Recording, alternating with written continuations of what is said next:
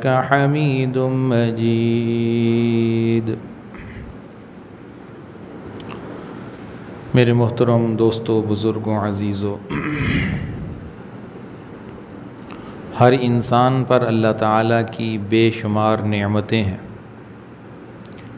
اگر وہ اللہ تعالیٰ کی نعمتوں کو شمار کرنا چاہے تو شمار نہیں کر سکتا۔ یہ بات خود اللہ تعالیٰ نے قرآن کریم میں بتائی ہے، وَإِن تَعُدُّوا نِعْمَةَ اللَّهِ لَا تُحْصُوهَا۔ اگر تم اللہ کی نعمتوں کو گننا چاہو تو تم اسے شمار نہیں کر سکتے۔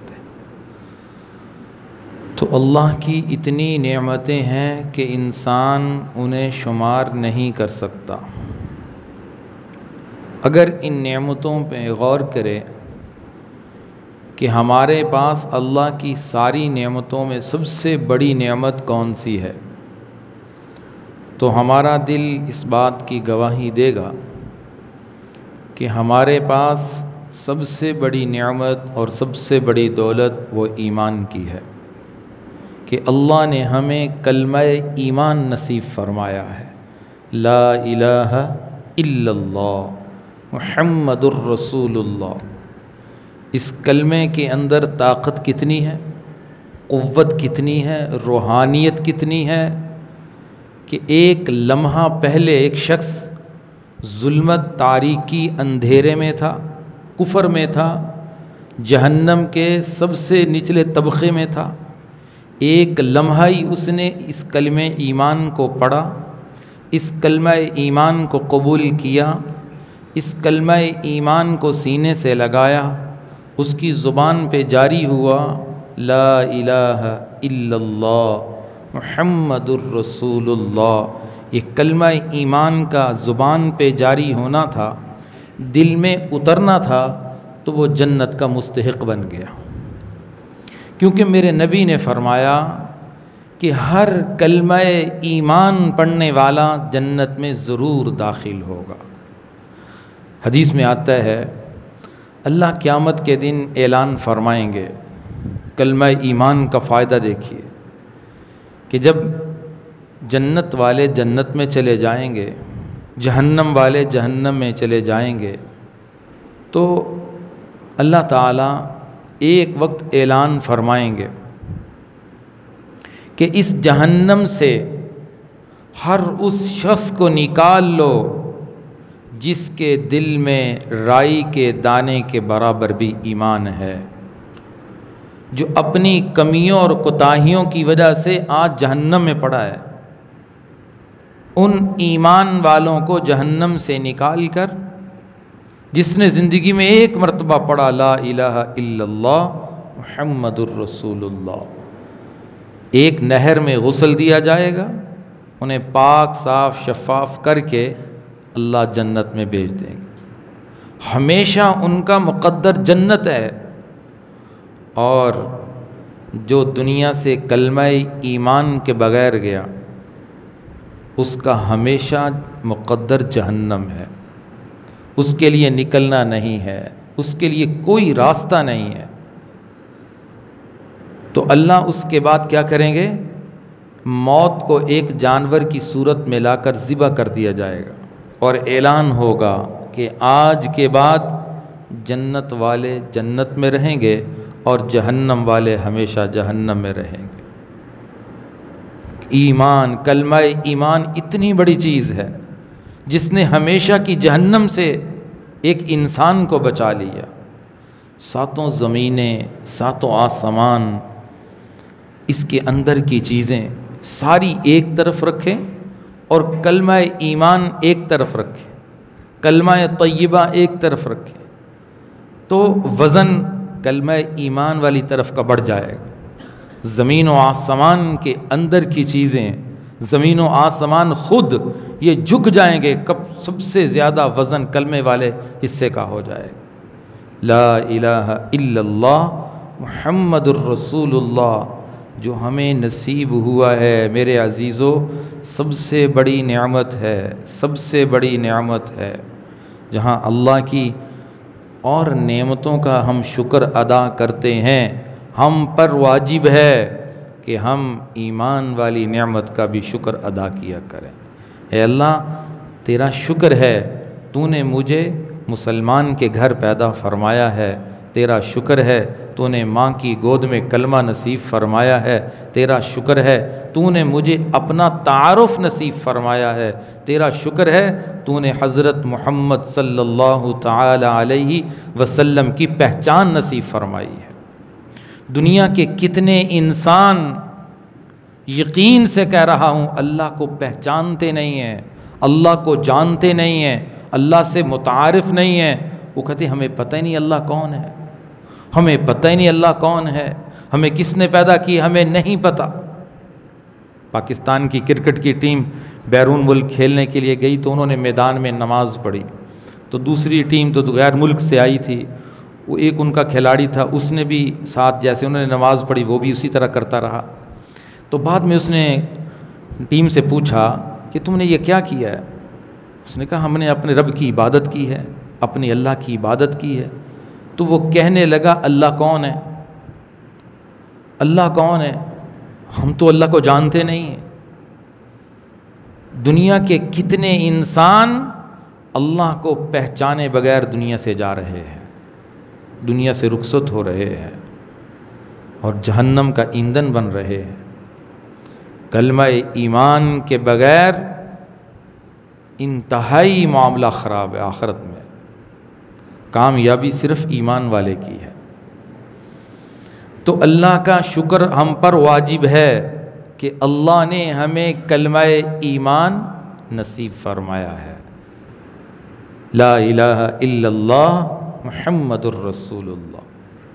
خیبر کی لڑائی میں جب آپ صلی اللہ علیہ وسلم نے وہ محاصرہ فرمایا تھا قلعے کا، یہودیوں کے قلعے کا محاصرہ کیا ہوا تھا، ایک چرواہا ایک صحابی سے کہنے لگا، یہودی تھا، کہنے لگا کہ تم یہاں پہ آئے ہو، اتنا بڑا لشکر لے کر مسلمان آئے ہیں اور حملہ آور ہوئے ہیں، تمہارا مقصد کیا ہے؟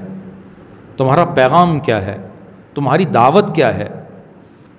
تو وہ صحابی کہنے لگے آپ ایسے کریں کہ آپ ہمارے سپہ سالار سے ملیں، وہ آپ کو صحیح بات بتائیں گے اور پورا پیغام سنائیں گے ہمارا مقصد کیا ہے، ہمارا پیغام کیا، ہماری دعوت کیا ہے۔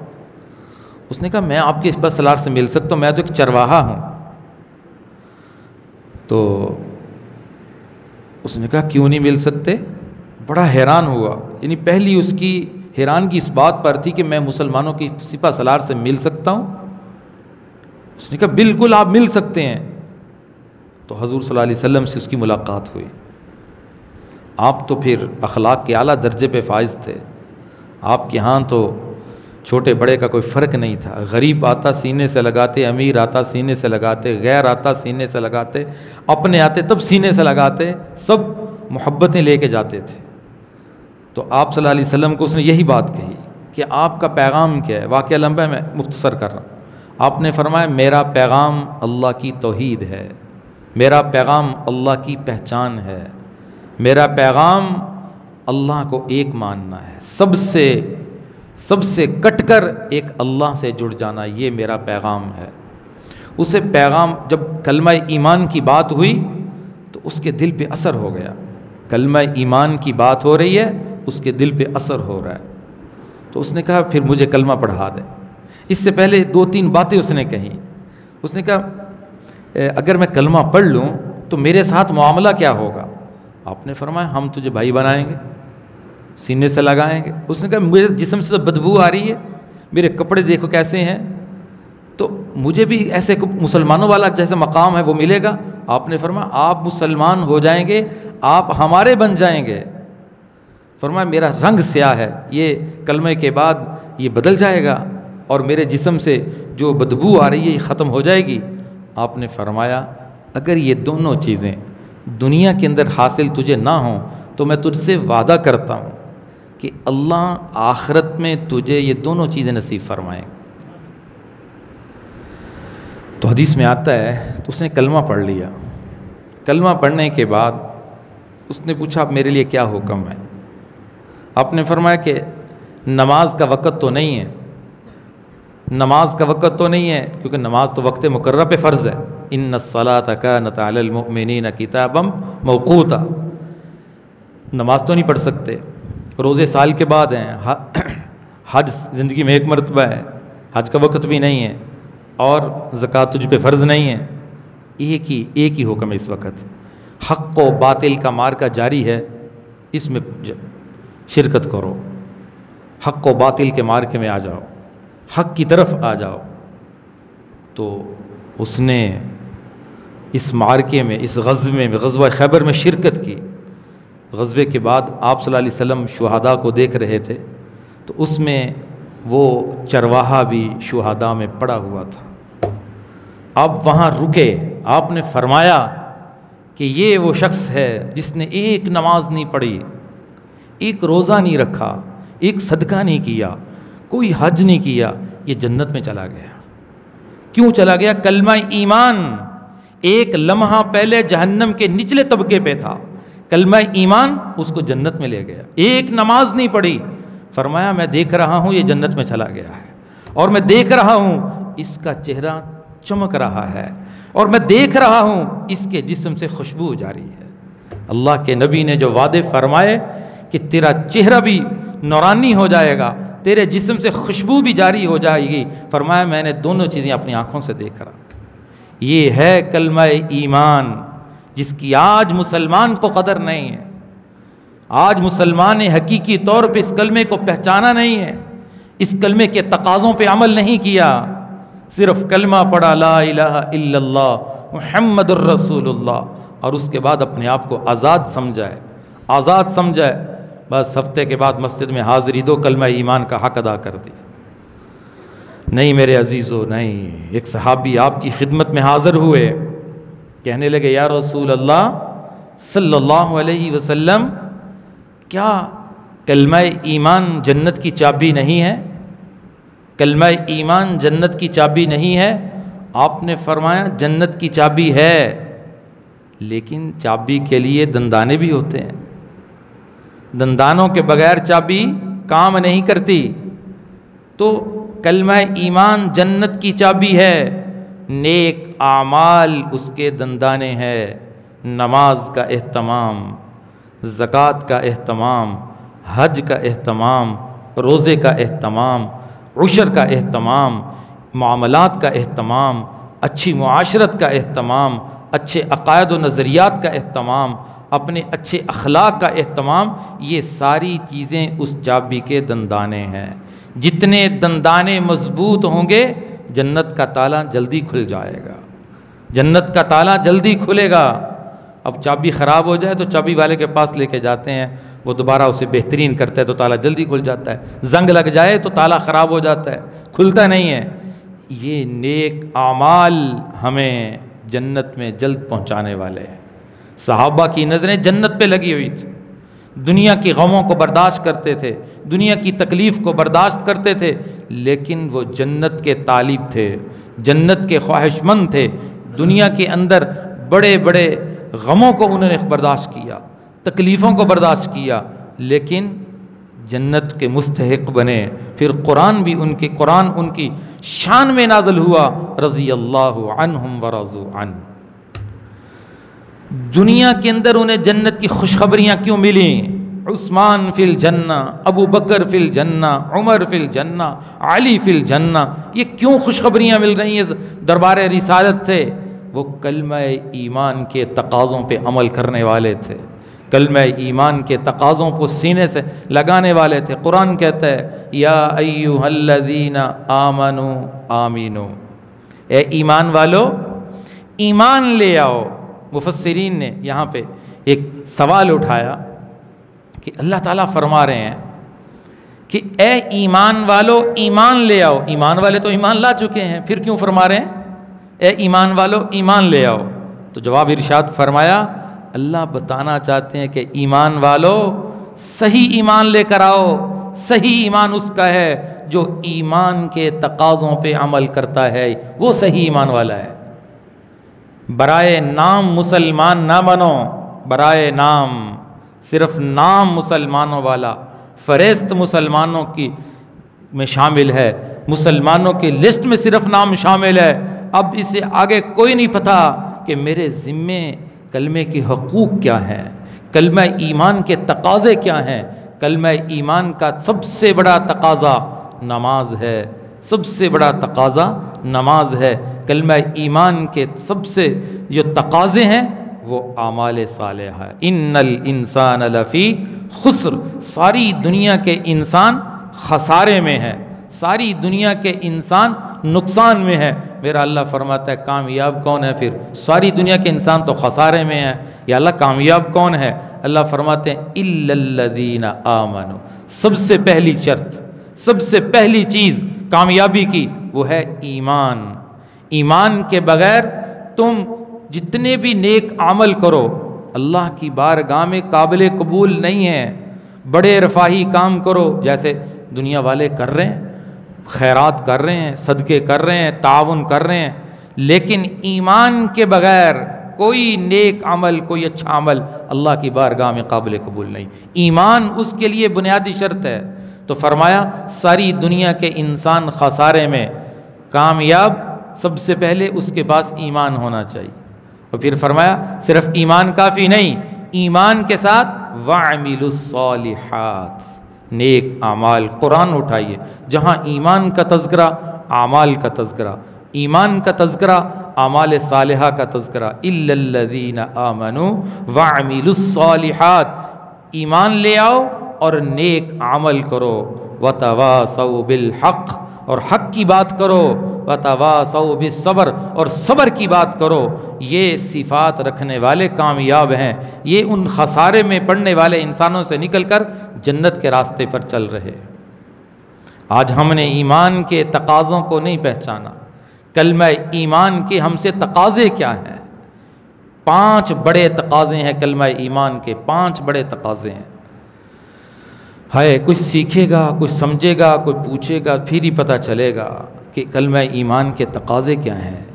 قرآن کلمہ ایمان کے تقاضوں کو پیش کرتا ہے کہ تم نے کلمہ تو پڑھا ہے، اس کے تقاضوں کے مطابق زندگی بھی تو بناؤ، پھر تم صحیح کلمہ ایمان کے تقاضوں پہ چلنے والے ہو۔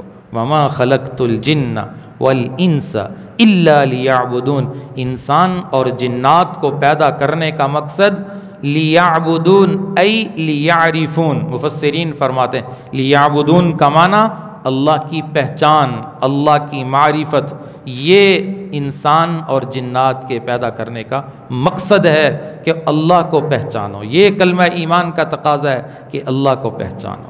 سب سے پہلے کلمہ ایمان کا تقاضا کہ مسلمان کے عقائد قرآن کے مطابق ہونے چاہیے۔ نظریات، عقائد و نظریات۔ آج کتنے فتنے اٹھ رہے ہیں، قرب قیامت ہے فتنے اٹھیں گے۔ اللہ کے نبی نے فرمایا تھا قرب قیامت اتنے فتنے اٹھیں گے تمہیں ایمان بچانا مشکل ہو جائے گا۔ گھروں میں بند ہو جانا، گھروں سے نہ نکلنا، اپنے ایمان کو بچانا۔ ہر شخص اٹھ کے انٹرنیٹ کے اوپر آ کر اپنا فلسفہ پیش کر رہا ہے، اپنے تصورات پیش کر رہا ہے، اپنی نئی نئی ایجادات پیش کر رہا ہے کہ مسلمان کے ایمان کو چھین لیا جائے۔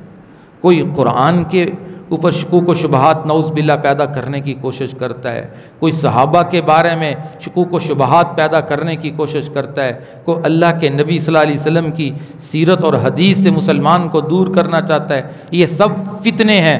کتاب الفتن محدثین اپنی کتاب میں لے کر آئے، اپنی اپنی حدیث کی کتابوں میں خاص طور پہ انہوں نے ذکر کیا کہ فتنے اٹھنے والے ہیں، اور کون کون سے فتنے اٹھیں گے۔ تو یہ ایمان کو خراب کرنے کے سارے فتنے ہیں۔ تو عقائد و نظریات پہ سب سے پہلا حملہ ہوتا ہے، اور نبی صلی اللہ علیہ وسلم کے سب سے پہلی جو دعوت تھی مکے میں وہ عقائد و نظریات کو صحیح کرنے کی تھی۔ اعمال بعد میں آئے، نماز بعد میں، زکوٰۃ بعد میں، حج بعد میں، اعمال بعد میں۔ سب سے پہلے اللہ کے نبی کی دعوت نظریات کو درست کرنا تھا۔ لا الہ الا اللہ تفلحون، لوگو لا الہ الا اللہ پڑھو تم کامیاب ہو جاؤ۔ اور اسی بات پہ ان کی جنگ تھی، ان کی مخالفت تھی مکہ والوں کی نبی علیہ الصلوۃ والسلام سے کہ تم عقیدے کی بات کرتے ہو، تم نظریے کی بات کرتے ہو۔ تو سب سے پہلا کلمہ ایمان کا تقاضا عقائد و نظریات کو درست کرنا. ہر نبی کی دعوت کلمہ ایمان ہوتی تھی. ابراہیم علیہ السلام کی دعوت لا الہ الا اللہ، موسیٰ علیہ السلام کی دعوت لا الہ الا اللہ. ہر نبی کی دعوت لا الہ الا اللہ. اور میرے نبی کی دعوت بھی سب سے پہلی کیا تھی؟ لا الہ الا اللہ. پھر میرے نبی نے فرمایا جس کی پہلا کلمہ لا الہ الا اللہ پہلی دعوت، اور فرمایا جس کا آخری کلمہ من کان آخر کلامہ لا الہ الا اللہ دخل الجنہ، جس کا آخری کلمہ لا الہ الا اللہ ہوا، اللہ اسے بغیر حساب کے جنت میں داخل فرمائے. اللہ سے مانگیں کہ اللہ موت کے وقت زبان پہ کلمہ جاری کر دے. بڑی نعمت ہے، بڑی نعمت ہے. لیکن کس کی زبان پہ جاری ہوگا؟ آتا تو سب کو ہے، ہزاروں مرتبہ پڑھ لیں، لاکھوں مرتبہ پڑھ لیں، لیکن زبان کس کی موت کے وقت چلے گی؟ کلمہ ایمان کس کی زبان پہ چلے گا؟ جس نے کلمے کے تقاضوں پہ زندگی گزاری ہے. حرام کھانے والے کی زبان پہ نہیں چلے گا، سود کھانے والے کی زبان پہ نہیں چلے گا، کاروبار میں دھوکہ دینے والے کی زبان پہ نہیں چلے گا، ناپ تول میں کمی کرنے والے کی زبان پہ نہیں چلے گا، ساری زندگی جھوٹ کی تجارت کرنے والے پہ نہیں چلے گا، 2 نمبری بات کرنے والے پہ نہیں چلے گا، رشوت لینے والے کی زبان پہ کلمہ نہیں جاری ہوگا. کلمہ جاری ہوگا جس نے ایمان کے تقاضوں پہ عمل کیا، جس نے ایمان کے تقاضوں پہ عمل کیا. جو ایمان کا تقاضا لبیک، جو ایمان کا تقاضا اے اللہ میں حاضر، اللہ اکبر، منادی نے آواز دی حی علی الصلاۃ، او نماز کی طرف، حی علی الفلاح، او کامیابی کی طرف. اس نے سب کچھ چھوڑا، اس نے کاروبار چھوڑا، اس نے اپنی ڈیوٹی چھوڑی، اس نے زمین چھوڑی، اس نے کام چھوڑ کے اللہ کے حکم کی طرف متوجہ ہوا. یہ ہے کلمہ ایمان کے تقاضے پہ عمل کرنے والا. ہفتے کے بعد مسجد میں حاضری دینے والا یہ کلمہ ایمان کے تقاضے پہ عمل کرنے والا نہیں ہے. یہ صرف برائے نام مسلمان ہے، اس نے اپنا نام مسلمانوں کی لسٹ میں شامل کرنے کے لیے حاضری دی ہے. 5 دن 7 دن ہفتے میں اس نے اللہ سے بغاوت کی. ہر دن میں 5 مرتبہ اللہ سے بغاوت کی. دن میں 5 مرتبہ اپنے باپ کی نافرمانی کر کے دیکھے اور پھر گھر میں رہ کے دیکھے کیا بنتا ہے. کیا 7ویں دن اللہ کا رزق کھاتے ہیں؟ کیا 7ویں دن اللہ کی نعمتیں استعمال کرتے ہیں؟ کیا 7ویں دن آنکھیں استعمال کرتے ہیں؟ کیا 7ویں دن زبان استعمال کرتے ہیں؟ ان السمع والبصر والفؤاد، کان اللہ کی نعمت ہے، دیکھنا اللہ کی نعمت ہے، بولنا اللہ کی نعمت ہے. میرا اللہ فرماتا ہے ان کے بارے میں تمہارے قیامت کے دن تم سے سوال کروں گا. ان السمع والبصر والفؤاد، دل بھی اللہ کی نعمت ہے. کل کان ذلک عنہ مسئولا، ہر ایک کے بارے میں اللہ سے، اللہ کی بارگاہ میں سوال ہوگا. ہفتے کے بعد مسجد میں حاضر ہو کر کہتے ہم بڑے پکے مسلمان بن گئے. ایسا نہیں ہے. کلمے کے تقاضے ارزانہ ہمارے سامنے آتے ہیں. کلمہ ایمان کے تقاضوں پہ عمل کرنے والے کی زبان پہ جاری ہوگا موت کے وقت لا الہ الا اللہ محمد الرسول اللہ. ایک اللہ والے کا انتقال ہونے لگا. حدیث میں آتا ہے کہ جس کا انتقال ہونے لگے اس کے پاس بیٹھ کر کلمہ ایمان پڑھو. اسے یاد آ جائے تو وہ سن کر کلمہ ایمان پڑھ لے. ترغیبی طور پہ اس کے پاس بیٹھ کے پڑھ. اس کے کہنا نہیں ہے، موت کی سختی میں ہے، تم کہو گے ہو سکتا ہے انکار کر دے. اس لیے بتایا گیا کہ صرف اس کے پاس بیٹھ کے پڑھنا ہے، وہ سنے اور اسے یاد آئے، اس کی زبان پہ جاری ہو جائے. ایک اللہ والے کا انتقال ہونے لگا. ان کے خلیفہ تھے، ان کے شاگرد تھے، وہ پاس بیٹھے ہوئے. انہوں نے کلمہ ایمان پڑھنا شروع کیا. تو اللہ والے تھے، زندگی کلمہ کے تقاضوں کے مطابق گزری تھی. کلمہ ایمان سے دوستی لگائی تھی، لا الہ الا اللہ کا ورد کیا تھا، لا الہ الا اللہ سے محبت کی تھی، زبان پہ لا الہ الا اللہ زندگی بھر جاری تھا. آنکھیں کھول لی، موت کا وقت ہے، سختی کا عالم ہوتا ہے. آنکھیں کھولیں، فرمانے لگے بیٹا مجھے یاد کرانے کی ضرورت نہیں ہے، ساری زندگی پڑا ہے، اسی کے مطابق زندگی بنائی ہے. اور وہ فرماتے ہیں میرے استاد نے لا الہ الا اللہ محمد الرسول اللہ پڑھا اور روح پرواز کر گئی. یہ ہے کلمہ ایمان. من کان آخر کلامہ لا الہ الا اللہ دخل الجنہ. اللہ دکھاتا ہے دنیا کے اندر. ایک اللہ والے کو ہاسپٹل میں لے کر گئے، دل کی تکلیف تھی، انہوں نے وہ اے سی جی والی مشین لگائی. تو وہ ڈاکٹر بڑے حیران ہوئے کہ اے سی جی کی جو لسٹ نکلتی ہے، رپورٹ نکلتی ہے، اس پہ لا الہ الا اللہ لکھا ہوا ہے، وہ لائنیں بنی ہوتی ہیں، انہوں نے غور کیا وہ تو کلمہ لکھا ہوا ہے۔ وہ بڑے حیران ہوئے کہ یہ کیا بن گیا، عجب واقعہ۔ تحقیق پہ پتہ چلا کہ اس کے دل میں کلمہ ایمان رچا بسا ہوا ہے، اس کی زندگی میں کلمہ ایمان کا اتنا ورد ہے، اتنا ورد ہے، اس کا دل بھی لا الہ الا اللہ کہتا ہے، اس کی زبان بھی لا الہ الا اللہ کہتی ہے۔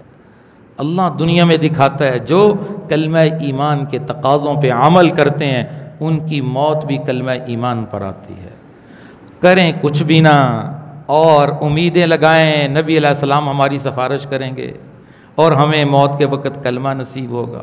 کتنے گناہ ایسے ہیں، وقت نہیں ہے، بڑے مشائخ نے تجربات، جن کی زندگیاں گزر گئی تجربات کرتے کرتے، کہ اتنے گناہ خطرناک ایسے ہیں جو مسلمانوں کی زندگی میں پائے جا رہے ہیں، ان گناہوں کی نحوست موت کے وقت ظاہر ہوتی ہے، پہلے نہیں پتہ چلتا۔ موت کے وقت کس صورت میں ظاہر ہوتی ہے کہ ان کی زبان پہ کلمہ جاری نہیں ہوتا، کوشش کے باوجود۔ ڈاکٹر نور محمد صاحب تھے ملتان میں، 35 سال انہوں نے ایمرجنسی وارڈ میں ڈیوٹی کی، جہاں یہ ایمرجنسی مریض لائے جاتے تھے۔ بعد میں انہوں نے کتاب لکھی، اس کتاب میں یہ واقعہ لکھا، کہنے لگے کہ میں نے 35 سال ڈیوٹی کی اور جو مریض لایا جاتا جس کو اٹیک ہو چکا ہوتا اور میں دیکھتا کہ یہ اب اس آخری لمحات میں ہے تو میں اسے کلمہ پڑھانے کی کوشش کرتا، کلمہ پڑھتا، لیکن کسی کی زبان پہ کلمہ جاری نہیں ہوتا۔ میں بڑا پریشان ہوتا، کیا مسئلہ کیا ہے، ان کی زبان پہ کلمہ ایمان کیوں نہیں آتا، کیا ہو جاتا ہے؟ سن رہے ہوتے ہیں، مجھے دیکھ رہے ہوتے ہیں لیکن پڑھتے نہیں، اسی طرح دنیا سے چلے جاتے ہیں۔ تو کہتے میں نے ایک مریض لایا گیا، اس مریض سے میں نے کہا کہ آپ کی حالت ابھی تو کچھ بہتر ہے اور آپ بات سن رہے ہیں، دیکھ رہے ہیں، سمجھ رہے ہیں، اگر آپ کی طبیعت زیادہ خراب ہوئی تو میں آپ کو کلمہ پڑھاؤں گا، تو آپ نے میرے ساتھ کلمہ پڑھنا ہے۔ اچھا اگر نہ پڑھا جائے تو کسی طریقے سے مجھے بتانا، اشارے سے بتانا کہ آپ سے کلمہ کیوں نہیں پڑھا جا رہا۔ تو کہنے لگے کہ اس مریض کی حالت اتنی خراب ہو گئی تو میری مشنری بتا رہی تھی کہ یہ جا رہا ہے، دل بند ہو رہا ہے۔ کہتے میں نے اسے کلمہ ایمان پڑھانا شروع کیا، اس نے مجھے اشارے سے بتایا کہ ڈاکٹر صاحب زبان نہیں چل رہی، سن تو رہا ہوں، فالج ہو گیا، زبان کو فالج ہو گیا، زبان نہیں چل رہی، زبان ایسے نہیں چلے گی۔ زندگی بھر دھوکے کیے، فراڈ کیے، جھوٹ بولے، لوگوں کے ساتھ زیادتیاں کی، لوگوں کے حق دبائے، بہنوں کی وراثت پہ قبضے کیے، بھائیوں کی وراثت پہ قبضے کیے، زبان ایسے چل پڑے گی، وہاں زبان رک جائے گی، رک جائے گی۔ تو فرمایا گناہوں کی نحوست موت کے وقت ظاہر ہوتی ہے۔ زندگی میں تو بندہ اب کہتا ہے پتہ نہیں میں نے یہ کہا لیا، میرے ساتھ تو کچھ نہیں ہوا، میں نے فلاں گناہ کر لیا، میرے ساتھ تو کچھ نہیں ہوا، ساری دن گزر گیا، فلمیں دیکھتے رہے، ڈرامے دیکھتے رہے، کیبلیں گھروں میں چلتی رہیں، سارا دن گزر جاتا ہے بد نظری کر کر کے۔ اللہ معاف فرمائے، لڑکیوں کو دیکھ دیکھ کے، عورتوں کو دیکھ دیکھ کے اپنا ایمان برباد، اپنا دل برباد کر لیا، اپنی روح کو ناپاک کر لیا۔ کہتا مجھے تو کچھ نہیں ہوتا، کچھ ہوگا اس وقت پتہ چلے گا کچھ ہوا تھا یا نہیں ہوا تھا۔ یہ زبان رکی ہوئی ہے، کلمہ سن رہا ہے، پڑھنا چاہتا ہے، کوشش کر رہا ہے، لیکن زبان نہیں چل رہی۔ لا الہ الا اللہ محمد الرسول اللہ بڑی نعمت ہے، بڑی نعمت ہے۔ اللہ نے مسلمان کے گھر میں پیدا فرما دیا، ماں کی گود میں کلمہ نصیب فرما دیا۔ اب میرے عزیزو، میری آپ کی ہر صاحب ایمان کی، ہر کلمہ ایمان والے کی ذمہ داری ہے وہ کلمے کے تقاضوں پہ عمل کرے، وہ کلمے کے تقاضوں کو سمجھے، سیکھے، ان مدارس میں آئے، مساجد میں آئے، علماء کی صحبت میں بیٹھے، علماء کی مجلس میں بیٹھے، درس قرآن میں شرکت کرے۔ یہاں روزانہ فجر کے بعد درس قرآن ہوتا ہے، قرآن کی تفسیر پڑھائی جاتی ہے، سکھائی جاتی ہے، بتلائی جاتی ہے، اللہ کا پیغام بتایا جاتا ہے، کلمہ ایمان کے تقاضے بتائے جاتے ہیں۔ ان مجالس میں آؤ تو پتہ چلے کہ کلمہ ایمان کے تقاضے کیا ہیں۔ جب پتہ چلیں گے انشاءاللہ اس کے مطابق زندگی بنانا بھی آسان ہو جائے گا۔ ابھی ایک بندے کو پتہ ہی نہیں ہے وہ کیا زندگی بنائے گا، وہ کیا عمل کرے گا۔ علم ہوگا عمل کی توفیق ملے گی، علم نہیں ہوگا عمل کی توفیق کیسے ملے گی؟ اس لیے ضرورت ہے، فرض ہے، واجب ہے ہر مسلمان پر کہ وہ کلمہ ایمان کے تقاضوں پہ عمل کرے، اگر وہ موت کے بعد فوراً کامیابی چاہتا ہے۔ نہیں تو آخرت کے عذاب اور تکلیفوں کا سامنا کرنا پڑے گا، جو بڑا مشکل کام ہے، بڑا مشکل کام ہے۔ اللہ تعالی ہمیں ان باتوں کی حقیقت اور سمجھ نصیب فرمائے، اور ہمیں اللہ موت کے وقت کلمہ